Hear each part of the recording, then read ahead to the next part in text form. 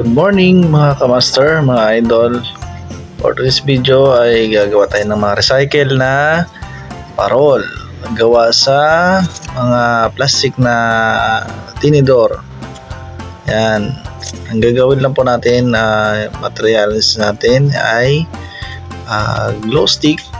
Yan. Kailangan natin din ng candle o kandila para pang tuwa natin sa ating glow stick dahil wala tayong glue gun.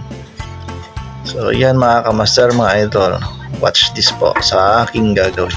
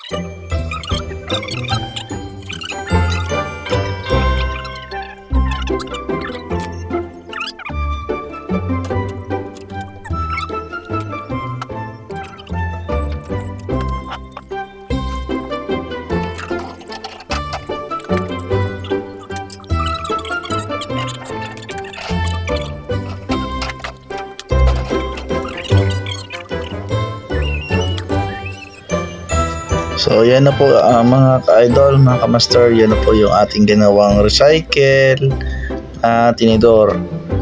Yan po ang aming naisip ng aking asawa. Yan, project po sa school ng aking anak. So yan mga ka-master, tingnan nyo po.